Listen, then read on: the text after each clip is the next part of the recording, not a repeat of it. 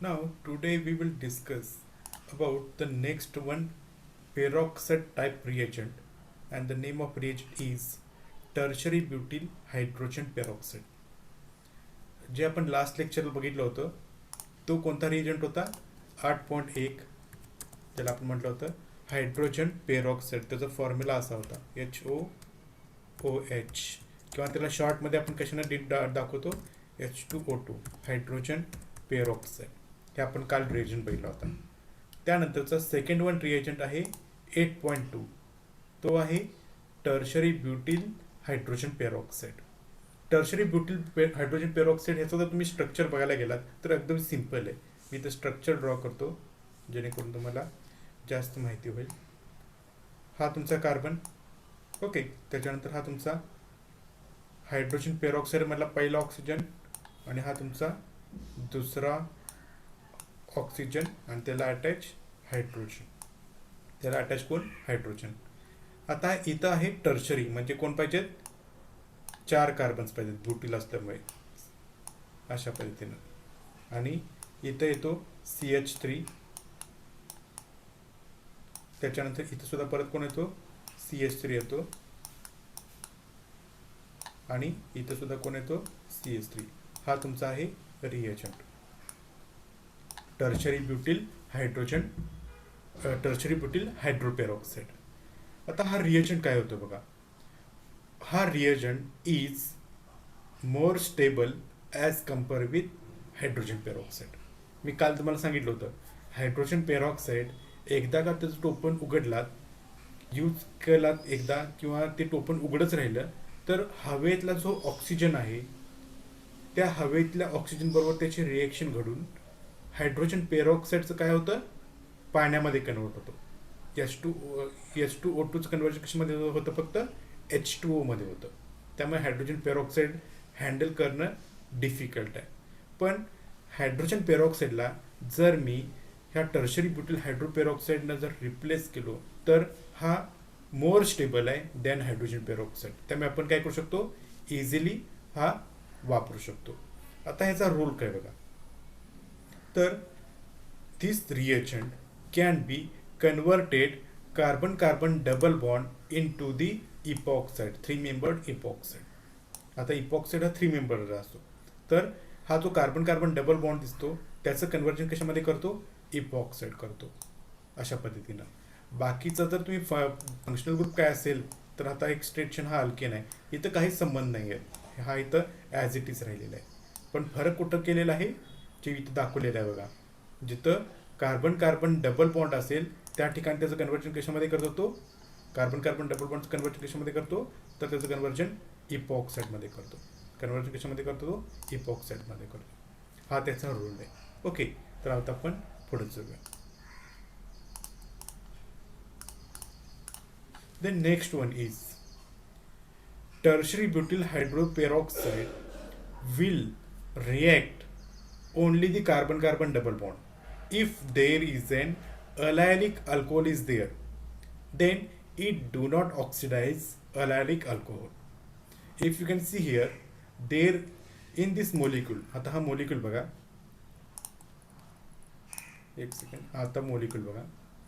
तर ह्या molecule मध्ये आपल्याला काय दिसतं, yes carbon carbon double bond आहेत, पण ते कुठं आहेत, 2 आहेत. कार्बन कार्बन डबल बॉन्ड किती आहेत, 2 आहेत. इथे एक कार्बन कार्बन डबल बॉन्ड आहे आणि इथे एक कार्बन कार्बन डबल बॉन्ड आहे. ओके, पण हा जो कार्बन कार्बन डबल बॉन्ड आहे तर तो कोणत्या पद्धतीचा आहे, अलायलिक अल्कोहोल आहे. तो कोणता आहे, अलायलिक अल्कोहोल. ओके, आणि हा कसा आहे, सिंपल अल्कोहोल, हा सिंपल अल्किन आहे. तो कसा आहे, सिंपल अल्किन. तर हा रिएजंट जेव्हा तुमच्या कंपाऊंडमध्ये अलायलिक अल्कोहोल असेल किंवा सिंपल अल्किन असेल तर तुमचा हा जो रिएजंट आहे हा सिलेक्टिवली ऑक्सिडाइज करतो. कोणाचा करतो तर तुमच्या carbon carbon double bond simple अल्किनचं करतो. येस, म्हणजेच त्याला आपण काय म्हणू शकतो, ह्या कार्बन कार्बन डबल बॉन्डचं करतो तर अलायलिक अल्कोहोलचं करत नाही आहे. आणि आपल्याला फायनल मिळाला प्रोडक्ट काय आहे, इपॉक्साईड, जो आपल्याला प्रत्येक वेळेला हा इपॉक्साईड कंपाऊंडमध्ये कन्वर्ट होईल. जनरली इपॉक्साईडसुद्धा खूप अनस्टेबल असतो, कारण की रिंग स्ट्रेन जर बघितला तर 3 मेंबर रिंग अनस्टेबल असती, त्याच्यापेक्षा 4 मेंबर रिंग स्टेबल असती, 4 मेंबरपेक्षा 5 मेंबर स्टेबल असती, 5पेक्षा 6 मेंबर रिंग खूप स्टेबल असते. त्याच्यानंतर परत स्टॅबिलिटी कमी होत जाते 7 मेंबरमध्ये, 8 मेंबरमध्ये, अशा पद्धतीनं. ओके, तर जनरली 3 मेंबर इपॉक्साईड असल्यामुळे ह्याची स्टॅबिलिटी काय होती, यस, खूप कमी असते. त्यामुळे तरी पण आपल्याला हा प्रोडक्ट स्टेबल प्रोडक्ट मिळतो. आणि आपण मला वाटतं सेम थ्रीला काय सेम फोर्थला आपल्याला एक प्रॅक्टिकल, आणि त्या प्रॅक्टिकलमध्ये आपण हायड्रोजन पेरॉक्साईड यूज करून इपॉक्साईड करतो, आणि ते प्रॅक्टिकल आपल्याला करायचं आहे नेक्स्ट इयरला, जर आपला कोरोना कमी झाला तेव्हा. ठीक आहे, इथं आपला हा पॉईंट बघतोय, टर्शरी ब्युटिल हायड्रोपेरॉक्साईड. आता त्यातलाच आणखी एक रिएजंट आहे पर ॲसिडचाच, तर त्याचं आहे आपण भरपूर टाईप्स, आणि त्याला आपण म्हणतो पर ॲसिड. त्याला आपण काय म्हणतो, पर ॲसिड. बघा, मी आता परत थोडासा रिपीटिंग पार्ट करतो. ओके, आपण बघितला होता काय 8.1 म्हणजे कोणता तो, हायड्रोजन पेरॉक्साईड. याच मी अशा पद्धतीने दाखवतो म्हणजे तुम्हाला जास्त समजेल. ओके, हायड्रोजन पेरॉक्साईड 8.2ला आपण काय बघितलं होतं,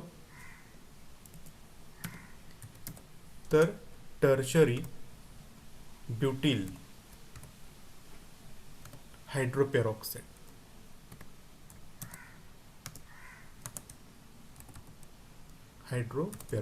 हा आपण 2 नंबरला बघितला होता.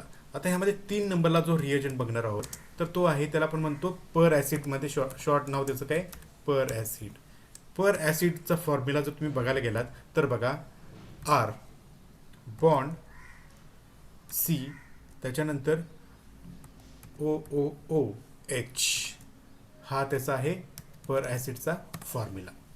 म्हणजे जनरली आपण जर बघितला तर हायड्रोजन पेरॉक्साईडमध्ये सुद्धा OOH हे ग्रुप होता, टर्शियर हायड्रोपेरॉक्साईडमध्ये OOH हा ग्रुप होता, आणि हायड्रोजन पेरॉक्साईडमध्ये आपण मी बघितलंच OOH हा ग्रुप आहे.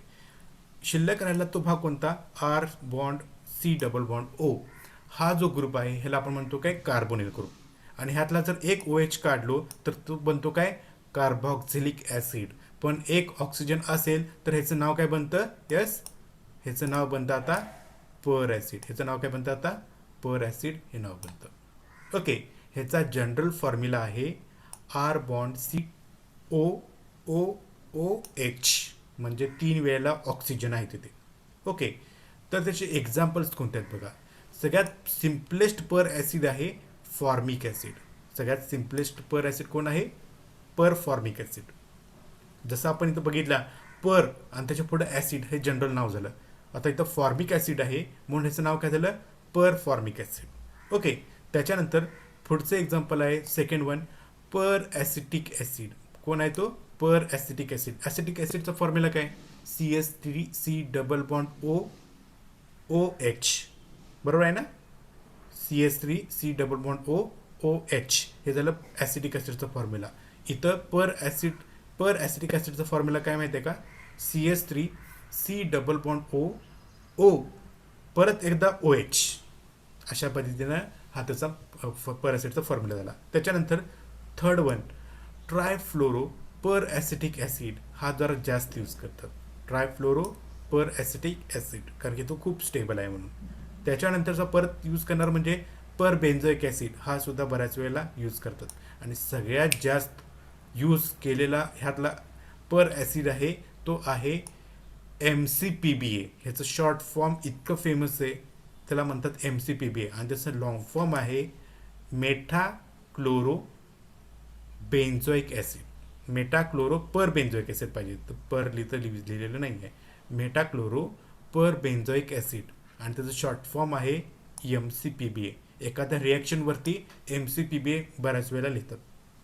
आता आपल्याला कोणताही पर ॲसिड सिंथेसिस करायचा असेल, कोणताही पर ॲसिड आपल्याला जर सिंथेसिस करायचं असेल तर आपल्याला काय करावं लागेल, तर आपल्याला सिम्पलेस्ट पहिल्यांदा जो सिंथेसिस करणारा पर ॲसिड आहे ना त्याचा ॲसिड घ्यावा लागेल. For example, per acetic acid जर मला सिंथेसिस करायचा असेल, येस, हा समजा मला हा सिंथेसिस करायचा आहे, तर मला इथं आरच्या ठिकाणी काय घ्यावं लागेल, CH3COOH. मग ह्याची रिएक्शन मी हायड्रोजन पेरॉक्साईडवरती जर केलो तर मला काय मिळेल, इथं पर ॲसिटिक ॲसिड हा मिळतो. समजा मला आता मेटाक्लोरोबेन्झोइक ॲसिड घ्यायचा असेल, तयार करायचा असेल, MCPB तयार करायचं असेल, तर मला काय तयार करावं लागेल, तर आरच्या ठिकाणी मला काय घ्यावं लागणार आहे, मेटाक्लोरोबेन्झोइक ॲसिड हा ॲसिड घ्यावा लागेल. आणि त्याची रिएक्शन आपण H2O2 वरती केलो तर मला मिळेल काय, मेटाक्लोरो पर बेन्झोइक ॲसिड. अशा पद्धतीनं आरच्या ठिकाणी आपण सबस्टिट्यूएंट बदलला की त्याचा पर ॲसिड तयार होतो, अगदी सोप्या पद्धतीनं. ठीक आहे, आता आपण पुढे जाऊया. तर आता ह्याचा रोल काय करतो बघा. येस, हा रिएजंट सुद्धा कार्बन कार्बन डबल बॉन्ड जिथं असतो त्याचं कन्व्हर्जन तो इपॉक्साईडमध्ये करतो. Okay, carbon carbon double bond जिथं असेल त्याचं कन्व्हर्जन कशामध्ये करतो, इपॉक्साईडमध्ये करतो. ठीक आहे, मग त्याची इथं मेकॅनिझम दिलेलं आहे. मेकॅनिझम होताना कोणताही इंटरमिडिएट तयार होत नाही. एकाच स्टेपमध्ये ह्या सगळी प्रोसिजर होती, एकाच स्टेपमध्ये काय होती, ही सगळी रिॲक्शन होती. तर जेव्हा अशी एक इंटरमिडिएट तयार न होता एखादी रिएक्शन होत असेल, प्रोडक्ट फॉर्म होत असेल, तर त्याला आपण काय, कोणती रिएक्शन म्हणतो, कन्सर्टेड रिएक्शन म्हणतो. त्याला आपण काय म्हणतो, कन्सर्टेड रिएक्शन. ओके, आता मी इथं 1 बाय 1 तुम्हाला रिएक्शन सिक्वेन्स मी इथं दाखवतो. शक्यतो मी इथं नवीनच मेकॅनिझम ड्रॉ करतो म्हणजे तुम्हाला जास्त समजेल. हा तुमचा अल्किन आहे, हा तुमचा अल्किन आहे. ओके, आणि आता तुम्ही कोण घेताय, यस, कोण घेणार आहे, पर ॲसिडिक ॲसिड घेणार आहे. ओके, मग कोणता पण तुम्ही आरच्या ठिकाणी कोणता पण एखादा ग्रुप जोडला तर त्याचा पर ॲसिड तो तयार होतो. त्यामुळे तो काय आरचा इथं काही इतका संबंध नाही आहे. ओके, आता हा तुमचा आहे पर ॲसिडचा फॉर्म्युला, C+O आणि त्याच्यानंतर परत हा आर ग्रुप कोणता पण असू शकतो. ठीक आहे, आता इथं काय होतं बघा, ह्या ऑक्सिजनवरती असतात काय, लोन पेअर. आता मी कलर बदलतो बघा. हा लोन पेअर काय करतो, डायरेक्टली ह्या कार्बनवरती अटॅक करतो, ह्या कार्बनवरती अटॅक करतो. ह्या कार्बनवरती अटॅक केल्यामुळे कार्बनची व्हॅलेन्सी बदलावी लागते. त्यामुळे हा काय होईल, इथं निगेटिव्ह चार्ज तयार होईल लागेल. ओके, इथं निगेटिव्ह चार्ज तयार व्हायला लागेल. जेव्हा हा बॉन्ड ऑक्सिजन यस ह्या कार्बनवरती अटॅक करेल तेव्हा कार्बन ऑक्सिजनची व्हॅलेन्सी बनते किती, यस 3 बनते. 3 बनल्यामुळे ह्या ऑक्सिजनवरती चार्ज येतो कोणता, पॉझिटिव्ह. ह्या ऑक्सिजनवरती चार्ज येतो कोणता, पॉझिटिव्ह. आणि ह्या कार्बनवरती चार्ज येतो कोणता, निगेटिव्ह. आता मी परत कलर बदलतोय. आता हा निगेटिव्ह चार्ज परत ह्या ऑक्सिजनकडे काय करतो, अटॅक करतो. ह्या ऑक्सिजनकडे काय होतो, अटॅक करतो. मग ह्या ऑक्सिजनकडे अटॅक केल्यामुळे ऑक्सिजनची व्हॅलेन्स काय करावं लागेल, पॉझिटिव्ह चार्ज होतो त्याला बॅलन्स करण्यासाठी एक ऑक्सिजनला आपला एक बॉन्ड ब्रेक करावा लागेल. त्यामुळे तो काय करेल, हा बॉन्ड इथे ब्रेक होईल आणि ह्या ऑक्सिजनकडे कोणता चार्ज येईल, निगेटिव्ह चार्ज होईल. ऑक्सिजनकडे कोणता चार्ज येईल, आता निगेटिव्ह चार्ज येईल. अजून सुद्धा ऑक्सिजन तुमचा ट्रायव्हॅलेंट आहे, ऑक्सिजन तुमचा कसा आहे, ट्रायव्हॅलेंट आहे. त्यामुळे हा निगेटिव्ह चार्ज काय करेल, इथे डबल बॉन्ड तयार करेल ह्या कार्बनवरती. पण इथं डबल बॉन्ड तयार केला तर इथं काय व्हायला लागेल, कार्बन ऑक्सिजनमधला एक सिंगल बॉन्ड कन्वर्ट व्हायला लागेल. आणि हा O मायनस तुमच्या ह्या प्रोटॉनला अबस्ट्रॅक्ट करेल आणि मला फायनल प्रोडक्ट काय मिळेल, तर मी इथं दाखवतो. मला फायनल प्रोडक्ट मिळतो तुमचा हा अशा पद्धतीनं इपॉक्साईड. आणि इथं जो बाहेर पडलेला दुसरा बाय प्रोडक्ट आहे तर तो आहे कोण, सिंपल तुमचा यस ॲसिटिक ॲसिड. सिंपल तुमचा कोण, जो तुम्ही घेतलेला ॲसिड होता, पर ॲसिड घेतला होता त्याचा ॲसिड मिळेल मला अशा पद्धतीनं. ओके, अशा पद्धतीनं आपल्याला हा प्रोडक्ट मिळून जाईल. ठीक आहे, दिस इज दी मेकॅनिझम. मी आता हे क्लिअर करतो. Okay, the rate of forming epoxide increases with electron withdrawing group attached to per acid. म्हणजे समजा फॉर्मिक ॲसिड घेतला तर इपॉक्साईड होण्यासाठी वेळ जास्त द्यावा लागतो, रिएक्शनला टाइम जास्त द्यावा लागतो. त्याच्यानंतर पर ॲसिटिक ॲसिड घेतला तर त्याच्यापेक्षा रिएक्शनला वेळ काय होतो, थोडासा कमी लागतो. पर बेन्झोइक घेतला तर रिएक्शनचा वेळ काय होतो, अतिपेन लवकर फास्ट व्हायला लागते अशी. त्याच्यानंतर जर तुम्ही एखादा इलेक्ट्रॉन विड्रॉइंग ग्रुप असणारा ग्रुप जर तुम्ही जॉईन केला पर ॲसिडला तर rate of reaction very fast होती. रेट ऑफ रिएक्शन काय होती, व्हेरी फास्ट होती. त्यामुळे आपण तिथं CH3 मधला जर 3 हायड्रोजन्स रिप्लेस केले आणि तिथं फ्लोरीन ॲड केला तर ते होतो ट्रायफ्लोरो पर ॲसिटिक ॲसिड. आणि trifluoro per acetic acid is more effective than per acetic acid. त्यामुळे रेट ऑफ रिॲक्शन काय होती, इन्क्रीज होती. Also electron donating group attach to alkene rate of reaction also increases. म्हणजे ह्या जो तुमचा ग्रुप आहे इथं जर समजा एखादा इलेक्ट्रॉन डोनेटिंग ग्रुप जर असेल तर काय होईल, रेट ऑफ रिॲक्शन आणखी फास्ट होती. ओके, तर इथं मेटा क्लोरोपर बेन्झोइक ॲसिड हा रिएजंट घेतलेला आहे आणि तो सॉल्वंट घेतलेला आहे डायमिथिल क्लोराईड, डायक्लोरोमिथेन हे त्याचं नाव झालं, त्याला आपण शॉर्टमध्ये म्हणतो DCM, डायक्लोरोमिथेन. आणि ह्याची रिॲक्शन आपण कन्वर्ट केलं ह्या अल्किनवरती, तर मी तर कलर बदलतो म्हणजे तुम्हाला जास्त लक्षात येईल. तर कार्बन कार्बन डबल बॉन्ड आहे. ओके, त्याचं कन्वर्जन कशामध्ये होईल, इपॉक्साईडमध्ये होईल. हा त्याचा रोल आहे. प्रत्येक रिएजंट एका पेजवरती लिहा, रिएजंट त्याचा रोल काय आणि मिळणारा प्रोडक्ट काय, हे आपण एका चार्टमध्ये समरीवाईज केला की तुम्हाला अभ्यास करताना सोपं जातं. ठीक आहे, मी आता पुढे जाते. Some examples in which the epoxidation step by per acid involves stereoselective cis alkene gives cis epoxide and trans alkene gives trans alkene. म्हणजे जर तुमचा अल्किन सिस असेल, जर तुमचा अल्किन सिस असेल तर मिळणारा प्रोडक्ट सुद्धा कसा असतो, यस, सिस इपॉक्साइड. मिळणारा प्रोडक्ट सुद्धा कसा असतो, सिस इपॉक्साइड. आणि जर तुमचा अल्किन ट्रान्स असेल तर मिळणारा इपॉक्साइड सुद्धा कसा असतो, ट्रान्स इपॉक्साइड असतो. आता परत तुम्ही विसरला असणार, सिस अल्किन म्हणजे काय सर, यस, सिस अल्किन म्हणजे दोन same group carbon carbon double बॉन्डच्या जर सेम साईडला असतील तर त्याला आपण म्हणतो काय, सिस, त्याला आपण काय म्हणतो, सिस अल्किन. आणि जर दोन सेम ग्रुप एकमेकाच्या अपोजिट साईडला असतील तर त्याला आपण म्हणतो काय, ट्रान्स अल्किन. ओके, अशा पद्धतीने आपल्याला सिस आणि ट्रान्स माहिती असेल पाहिजे. ह्याला आपण म्हणतो स्टिरिओ सिलेक्टिव्ह रिएक्शन. म्हणजे सिस अल्किन देतो सिस इपॉक्साइड, ट्रान्स अल्किन देतो ट्रान्स इपॉक्साइड, आणि ह्या रिएक्शनला आपण म्हणतो काय, stereo selective. Okay, then next, here there is an one cyclic alkene which are conformationally rigid. इथं जर तुम्ही बघितला तर आपल्याला माहिती आहे की हा एक बायसायक्लिक कंपाऊंड आहे आणि तो थोडासा काय कन्फॉर्मेशनली रिजिड आहे. रिजिड म्हणजे काय, कन्फॉर्मेशन त्याचं स्ट्रॉंग आहे. आणि इथं जर आपण रिएजंट केला, कोणता घेतला बघा, C6H5 आहे, म्हणजे ह्याचं नाव काय झालं, बेन्झोइक ॲसिड. ओके, तर ह्याचं नाव काय झालं, पर बेन्झोइक ॲसिड. ओके, पर बेन्झोइक ॲसिड ह्याचं प्रत्येकाचं पर ॲसिडचा रोल काय असतो, अल्किन दिसला की त्याचं कन्व्हर्जन इपॉक्साइडमध्ये करणं. ओके, पण इथं जर तुम्ही करायला गेलात तर इथं थोडासा प्रॉब्लेम आहे. कोणता प्रॉब्लेम आहे, तर इथं इंडो आणि एक्झो हा प्रोडक्ट तयार होतात.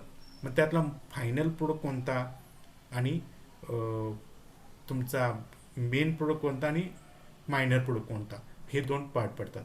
आता इथं जर तुम्ही बघितलात तर दोन वेगवेगळे एक्झाम्पल्स आहेत. ओके, आणि इथं हे एक दुसरा प्रोडक्ट आहे. नेचर बघितला तर सेम आहे, पण त्याची स्टेरिओकेमिस्ट्री थोडीशी फरक आहे. कुठं फरक आहे तर मी तुम्हाला दाखवतो. तर इथं तुम्ही जरा केअरफुली ऑब्झर्व करा. ही जी इपॉक्साइड रिंग दिसती ती बाहेरच्या साईडला आहे. जी इपॉक्साइड रिंग दिसती ती बाहेरच्या साईडला आहे. ह्याला आपण म्हणतो काय, एक्झो आयसोमर. ह्याला आपण काय म्हणतो, एक्झो आयसोमर. ओके, आणि इथं जरा थोडीशी केअरफुली ऑब्झर्व करा. इथं थोडीशी केअरफुली ऑब्झर्व करा तर ती खालच्या दिशेला आहे. हायड्रोजन हे वरच्या दिशेला आहे आणि इपॉक्साइड रिंग ही खालच्या दिशेला आहे. त्यामुळे ह्याला आपण म्हणतो काय, एंडो आयसोमर. ह्याला आपण काय म्हणतो, एंडो आयसोमर. मग एक्झो आणि एंडो ह्या दोघांच्या मध्ये कंपॅरिझन करा तर exo isomer is more stable than endo isomer. का मोर स्टेबल असतो एक्झो आयसोमर, तर दोन मोठे ग्रुप जर एक साईडला जर असतील तर त्याच्यामध्ये काय होतं, स्टेरिक रिपल्शन होतं. काय होतं, स्टेरिक रिपल्शन. आणि स्टेरिक रिपल्शन झाल्यामुळे काय होतं, यस, तर त्याची स्टॅबिलिटी डिस्टर्ब होती. त्याची स्टॅबिलिटी काय होती, डिस्टर्ब होती. फॉर एक्झाम्पल, आपल्या आजोबांना समजा 4 मुलं असतील. एका घरामध्ये कसं व्यवस्थित गुन्ह्या गोविंदानं राहत असतील. त्याच्यानंतर चौघांची लग्न झाली, चौघांची लग्न झाल्यानंतर प्रत्येकाला 2-2 मुलं झाली. किती झाली फॅमिली मेंबर्स? तर त्या एका घरामध्ये हे इतकं कंजेस्टेंट म्हणजे फॅमिली ह्याच्यामध्ये घरामध्ये ही इतकी मोठी मोठी फॅमिली त्यांची वाढ होत राहणार आहे, ती राहू शकतात का एका घरामध्ये? नाही ना. तर ते काय व्हायला लागतील? सेपरेट व्हायला लागतील. म्हणजे सेपरेट म्हणजे काय? बाहेर पडायला लागतील. बाहेर पडतात म्हणजेच काय? एक्झिट. आणि जर घरात राहत असेल तर त्याला आपण म्हणतो काय? एंडो. मग एक जो थोडीशी माणसं बाहेर पडायला लागली तर तुमच्या घरामध्ये काय व्हायला लागेल? स्टॅबिलिटी व्हायला लागेल, म्हणजे सगळ्या गोष्टी व्यवस्थित व्हायला लागतील. त्याला आपण म्हणतो काय? एक्झिट. जेव्हा बाहेर पडतील तेव्हा आपण एक्झो. आता ही जी दिसतील तुम्हाला इपॉक्साईड रिंग जी दिसते तुम्हाला, तर ती बाहेरच्या साईडला आहे. ही जी इपॉक्साईड रिंग आहे ती बाहेरच्या साईडला आहे, आणि ही जी इपॉक्साईड रिंग आहे ती आतल्या बाजूला आहे. आता हे जे मी सॉफ्टवेअर यूज करतो केमिस्ट्री स्ट्रक्चर ड्रॉ करायला, त्याच्यामध्ये आपल्याला एंडो एक्झो व्यवस्थित काढता येत नाही, त्यामुळे मी इथं काय करतो तुम्हाला दाखवतो एक्झो कोणता आणि एंडो कोणता. आता एक्झो आपल्याला आहेच व्यवस्थित, मी फक्त एंडो दाखवतो. ओके. आता ह्याच्या खालच्या बाजूला ऑक्सिजन, आणि हा अशा पद्धतीचा, आणि हा आहे तो हायड्रोजन वरच्या बाजूला. हा जो दाखवलेला आहे मी रेडनं काढलेलं ते आहे एंडो प्रोडक्ट. एंडो प्रोडक्टमध्ये काय होतं? इथं ऑलरेडी स्टेरिक क्राउडिंग जास्त असतं, आणि त्यात ही इपॉक्साईड रिंग आल्यामुळे काय होतं? ह्याची स्टॅबिलिटी डिस्टर्ब होती. त्यामुळे स्टॅबिलिटी डिस्टर्ब होत असल्यामुळे हा प्रोडक्ट फॉर्म होणं होत नाही, किंवा लेस अमाऊंट म्हणजे 5% होण्याची पॉसिबिलिटी राहतं. पण हा जो आहे तो बाहेर असल्यामुळे तिथं स्टेरिक हिंड्रन्स होत नाही, त्यामुळे तो एक्झो प्रोडक्ट तयार होतो. हा त्याचं रिझन आहे. त्याच्यानंतर पुढचा पॉईंट, इपॉक्साईड पर ॲसिड, म्हणजे तुमचा कोणताही पर ॲसिड घ्या. आता इथं घेतलेला आहे benzoic per acid. All per acid selectively oxidize the carbon-carbon double bond which are more substituted position, where more substituted product. Okay. आता इथं तुम्हाला मी एक पॉईंट दाखवतो म्हणजे तुम्हाला लक्षात येईल. तर इथे एक कार्बन कार्बन डबल बॉन्ड आहे, राईट, आणि इथे कार्बन कार्बन डबल बॉन्ड आहे. आता ह्याच्यापैकी कोणता कार्बन कार्बन डबल बॉन्ड मोर सबस्टिट्यूट आहे बघा. तर मी रेडनं हे बदलतो, कलर बदलतो. तर हा जो कार्बन आहे हा मोनो सबस्टिट्यूटेड अल्किन, इथं अजून एक असल्यामुळे डाय सबस्टिट्यूटेड अल्किन बनला, इथं अजून एक असल्यामुळे ट्राय सबस्टिट्यूटेड अल्किन बनला, आणि इथे ग्रुप असल्यामुळे टेट्रा सबस्टिट्यूटेड अल्किन बनला. हा जो अल्किन बनला तो कसा आहे? आता टेट्रा सबस्टिट्यूटेड अल्किन आहे. ओके. आणि आता दुसरा पॉईंट, दुसरा आपण बघूया. बघा, इथे एक सबस्टिट्युएंट आहे म्हणजे मोनो सबस्टिट्यूटेड अल्किन बनला, इथे एक सबस्टिट्यूट असल्यामुळे डाय अल्किन सबस्टिट्यूट बनला, इथे एक अल्किन असल्यामुळे ट्राय सबस्टिट्यूटेड अल्किन बनला. त्यामुळे हा जो कार्बन कार्बन डबल बॉन्ड आहे हा कसा आहे? ट्राय सबस्टिट्यूटेड अल्किन आहे. पण तुमचा जो रिएजंट आहे हा रिएजंट कुणावरती अटॅक करतो? तर मोर सबस्टिट्यूटेड अल्किन असेल, मोर सबस्टिट्यूटेड अल्किन असेल त्याच्यावरती अटॅक करतो. त्यामुळे हा सिलेक्टिव्हली कोणत्या कार्बन कार्बन डबल बॉन्डवरती अटॅक करतो? तर ह्या कार्बन कार्बन डबल बॉन्डवरती अटॅक करतो, आणि त्याचं कन्व्हर्जन कशामध्ये करतो? इपॉक्साईडमध्ये करतो. कशामध्ये कन्वर्ट करतो? तो इपॉक्साईडमध्ये करतो. त्याच्यानंतर खालती अजून एक एक्झाम्पल आहे. तर इथं एक टर्मिनल अल्किन आहे, इथं टर्मिनल अल्किन आहे, इथं नॉन टर्मिनल अल्किन आहे. ओके. आता इथं आपण बघूया काय काय आहे. तर इथं पहिला जो अल्किन दिसतो, हा जो पहिला अल्किन आपण त्याला म्हणूया, ह्या पहिल्या अल्किनमध्ये ओनली मोनो सबस्टिट्यूटेड अल्किन आहे. कोण आहे तो? मोनो सबस्टिट्यूटेड अल्किन आहे. त्याच्यानंतर मी कलर बदलतो. हा जो अल्किन आहे हा डाय सबस्टिट्यूटेड अल्किन आहे. हा कसा आहे? डाय सबस्टिट्यूटेड अल्किन आहे. पण तिसरा दाखवतो कलर बदलून परत, हा अल्किन आहे तर तो कसा आहे? यस, इथे एक ग्रुप अटॅच आहे, इथे एक ग्रुप अटॅच आहे म्हणजे डाय झाला, इथे ग्रुप अटॅच आहे म्हणजे ट्राय सबस्टिट्यूटेड अल्किन झाला. म्हणजे ग्रीननं दाखवलेला आहे तो मोनो सबस्टिट्यूटेड अल्किन आहे, रेडनं दाखवलेला तो डाय सबस्टिट्यूटेड अल्किन आहे, पण जो ब्ल्यूनं दाखवलेला आहे तो कसा आहे? ट्राय सबस्टिट्यूटेड अल्किन आहे.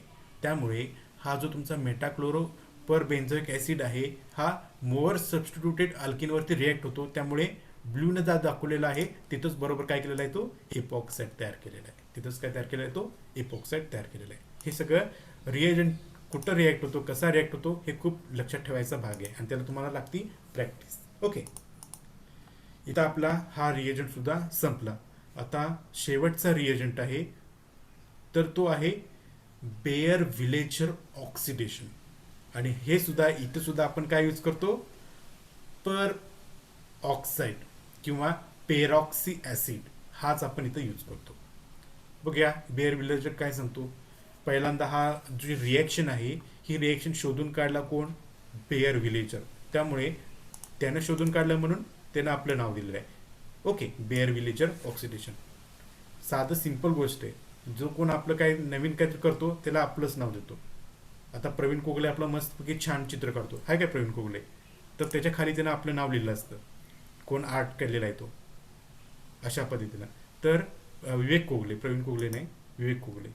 तर बेअर विलेजरने ही रिएक्शन शोधून काढली म्हणून त्यानं आपल्या त्या रिएक्शनला नाव दिलं बेअर विलेजर ऑक्सिडेशन. तर हे ऑक्सिडेशन काय करतो बघा, सगळ्यात सिंपल आहे. आपल्याला रिक्वायरमेंट आहे तर तो आहे कीटोन. तर तो कोण आहे, कीटोन. हा कीटोन ह्याची रिएक्शन जर आपण पर ॲसिडवरती किंवा पेरॉक्सी ॲसिड किंवा त्याचं दुसरं नाव आहे पेरॉक्साईड ह्याच्यावरती केलं तर त्याचं कन्वर्जन होतं ईस्टरमध्ये. आता थोडंसं फंक्शनल ग्रुप बघून घ्या. ओके, कारण तुम्हाला माहिती आहे C++ R1 आणि R2 ह्याला आपण काय म्हणतो, कीटोन म्हणतो. सिमिलरली C++ पण इथं O ग्रुप अटॅच झाला की ह्या पूर्ण फंक्शनल ग्रुपला आपण काय म्हणतो, ईस्टर म्हणतो. अशा पद्धतीनं आता नेमकं काय होतं तर इथं थोडंसं बघून घ्यायचं आहे. केअरफुली ऑब्झर्व करा. इथं आहे R1 आणि इथं कोण आहे, R2 आहे. ओके, जेव्हा पर ॲसिडवरती तो रिॲक्ट होतो तेव्हा हा R2 मायग्रेट होतो आणि ह्या दोघांच्या मध्ये म्हणजे C++ आणि R2च्या मध्ये एक ऑक्सिजन येतो. ह्या दोघांच्या मध्ये काय येतो, एक ऑक्सिजन येतो. अशा पद्धतीनं आणि आपलं तयार होतं काय, ईस्टर. काही वेळेला जर सायक्लिक कीटोन असेल, तर तिथं सुद्धा ईस्टर तयार होतो. पण सायक्लिक ईस्टरला आपण शब्द वापरतो कोणता, लॅक्टॉन.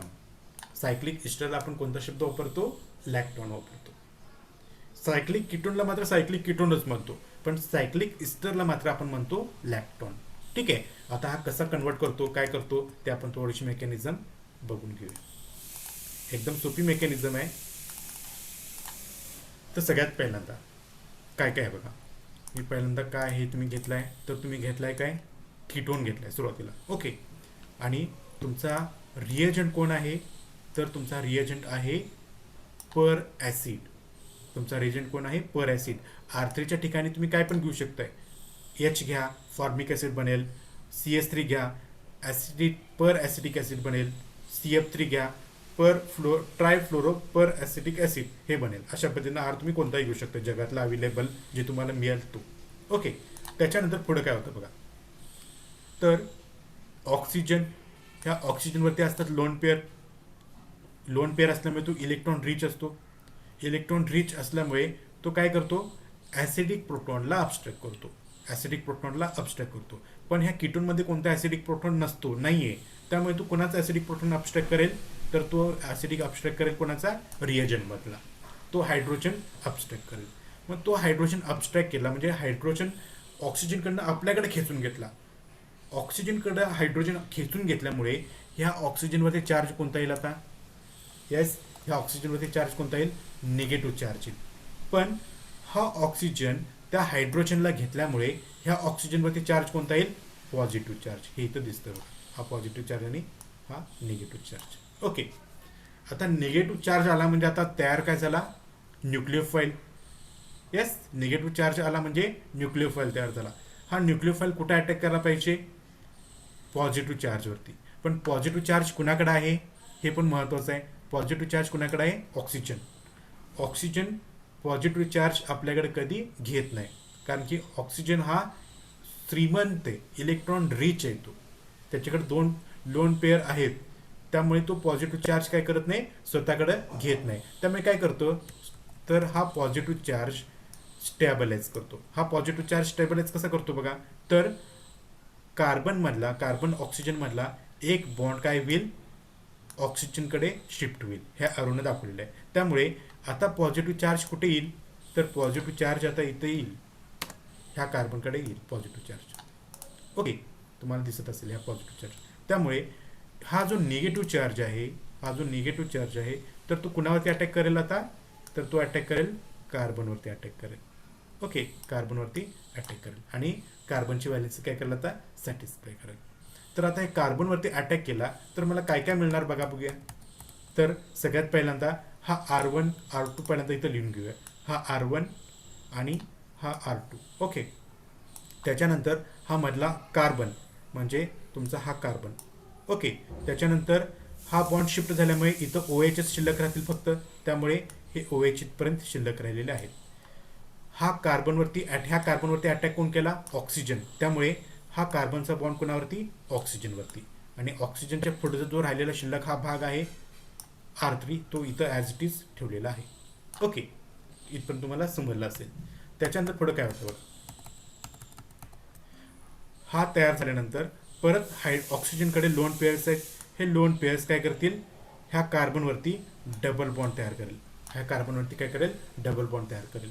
मग कार्बनवरती डबल बॉन्ड तयार करताना ह्या R1 पैकी किंवा R2 पैकी कुणाला तरी मायग्रेट व्हावं लागेल. कुणाला तरी काय व्हावं लागेल, मायग्रेट व्हावं लागेल. का मायग्रेट व्हावं लागेल, कारण की हा ऑक्सिजन ह्या कार्बनवरती काय करणार आहे, डबल बॉन्ड तयार करणार आहे. मग डबल बॉन्ड करत असताना कार्बनची व्हॅलेन्सी 4 आहे, तो 5 कधीच करणार नाही. त्यामुळे एखादा R ग्रुपला काय व्हावं लागेल, मायग्रेट व्हावं लागेल. मग मायग्रेट व्हायचा कोण, इथं R1 R2, मी R2 म्हटलं तर R2 दाखवू शकतो, R1 म्हटलं तर R1 दाखवू शकतो. जनरल एक्झाम्पल आहे म्हणून. आता मी इथं जस्ट तुम्हाला सांगण्यासाठी R2 दाखवतो. तर काय होईल, हे लोन पेअर्स आतमध्ये आल्यानंतर हा R2 ग्रुप जो आहे तो काय होईल, ह्या ऑक्सिजनकडे मायग्रेट होईल. मग ऑक्सिजनकडे मायग्रेट झाला तर ऑक्सिजनची बॉन्ड किती बनणार, 3. त्यामुळे 3 होऊ नये ह्यासाठी हा ऑक्सिजन ह्या दुसऱ्या ऑक्सिजनवरती काय करतो, बॉन्ड ब्रेक करतो. आणि बॉन्ड ब्रेक काय करताना काय करतो, तो सुद्धा दुसऱ्या आतल्या कार्बनवरती डबल बॉन्ड तयार करेल आणि इथं O- तयार करेल. आणि हा O- काय करेल, ॲसिड H+ला कॅप्चर करेल आणि आपल्याला काय बनेल, तर हा बनेल कार्बॉक्सिलिक ॲसिड बनेल. आणि आपल्याला दुसरा रिॲक्टंट काय करायला आहे, R1C double bond O OR2 आणि वरती एक प्रोटोनेटेड ऑक्सिजन. आता पुढे काय होईल, ह्यातनं हा हायड्रोजन बॉन्ड ब्रेक होईल म्हणजे H+ आणि मला काय मिळेल, ईस्टर ॲज दी प्रोडक्ट. मला काय मिळेल, ईस्टर हा प्रोडक्ट मिळून जाईल. ही आहे बेअर-विलेजर ऑक्सिडेशन रिएक्शन. सगळ्यात सिंपल आहे, काहीच ह्या डोकं लावायची आवश्यकता नाही आहे. फक्त जरा तुम्ही स्वतः हातात पेन वही घेऊन ह्याची प्रॅक्टिस करा. ॲरोवरती लक्षात ठेवा, काय काय होतं विचार करा. ह्याचं एक्सप्लेनेशन मी जे बोलतोय ते मागच्या स्लाईडमध्ये असतं. फॉर एक्झाम्पल तुम्ही इथं बघू शकताय, हे जे रिॲक्शन मेकॅनिझम दिसतं तुम्हाला, हे जे मी बोलतोय ती इथं पूर्ण माहिती दिलेली असते. ही माहिती वाचा. ह्या माहितीच्या आधारे पुढं तुम्ही काय करा, स्वतःला समजावून सांगा, तुम्हाला जास्त समजावून येईल. ओके, तर मी परत एकदा एक्सप्लेन करतो. मेकॅनिझम खूप महत्त्वाचे आहे. तर हे ऑक्सिजनचे loan pairs acidic proton abstract करेल पर ॲसिडमधला. त्यामुळे काय होईल, हा O- तयार होईल आणि मला इथं 2 मिळतील. हा एक कीटोन आणि हा तुमचा न्यूक्लिओफाईल. ओके, हा न्यूक्लिओफाईल ह्या कार्बनवरती अटॅक करेल, ऑक्सिजनला बॅलन्स करेल, ऑक्सिजनवरचा पॉझिटिव्ह चार्ज बॅलन्स करेल आणि मला हे ग्रुप मिळाला. त्याच्यानंतर इथलाच ऑक्सिजन जो इथं दाखवलेला आहे तो काय करेल, परत आतमध्ये डबल बॉन्ड तयार करेल. पण आतमध्ये डबल बॉन्ड तयार करताना R1 किंवा R2 ह्यापैकी कुणाला तरी मायग्रेट व्हावं लागेल. आता सध्या मी दाखवताना R2 दाखवतो. हा R2 मायग्रेट होईल या ऑक्सिजनकडे आणि हा बॉन्ड काय होईल, इकडे डबल बॉन्ड तयार करेल, O- होईल. हा O- H+ला अबस्ट्रॅक्ट करेल आणि पर ॲसिडचं कन्व्हर्जन कशामध्ये झालं, ॲसिडमध्ये झालं. हा पर ॲसिड होता, ह्याचं कन्व्हर्जन कशामध्ये झालं, ॲसिडमध्ये झाला. पण जो कीटोन होता त्याचं कन्व्हर्जन कशामध्ये झालं, ईस्टरमध्ये झालं. त्याचं कन्व्हर्जन कशामध्ये झालं, ईस्टरमध्ये केलं. ह्यातनं हा प्रोटॉन काढून टाकला तर मला मिळतो काय, फायनल ईस्टर हा प्रोडक्ट मिळतो.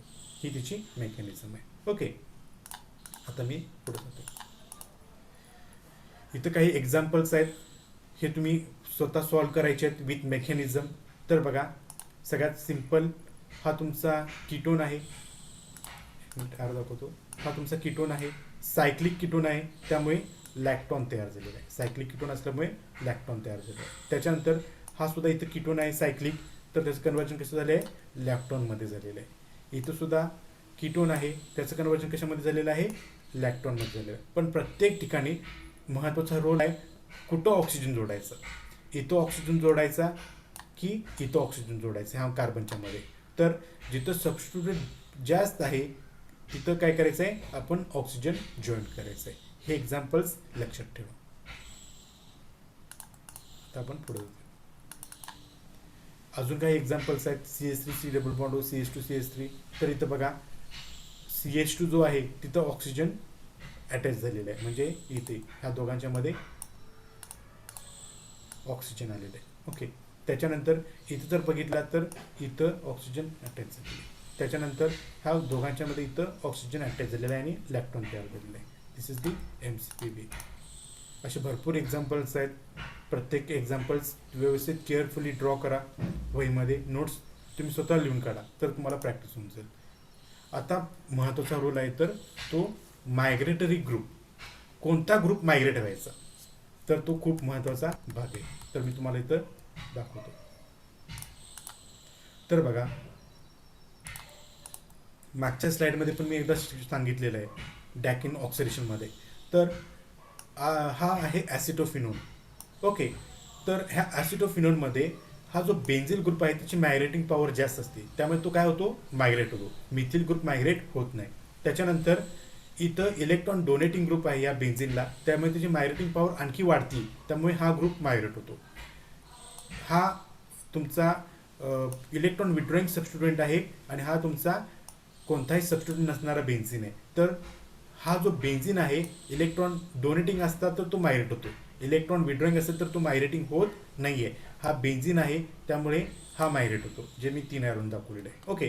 त्याच्यानंतर इथं सुद्धा इलेक्ट्रॉन डोनेटिंग आहे आणि इथं सिम्पल आहे, त्यामुळे इलेक्ट्रॉन डोनेटिंग असणारा फिनिल ग्रुप मायग्रेट होतो. त्याच्यानंतर इथं सुद्धा इलेक्ट्रॉन डोनेटिंग अमाइन आहे, नायट्रोजनवरती लोन पेअर्स असतात, राईट. त्यामुळे हा ग्रुप मायग्रेट होतो आणि आपल्याला ह्या दोघांच्या मध्ये इथं ऑक्सिजन मिळतो.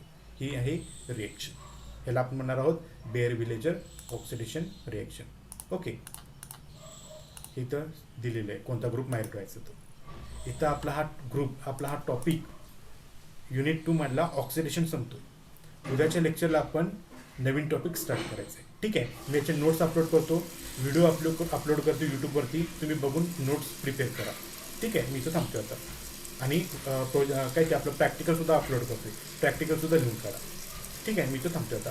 आणि तुमचं स्क्रीनशॉट एक मारायचे.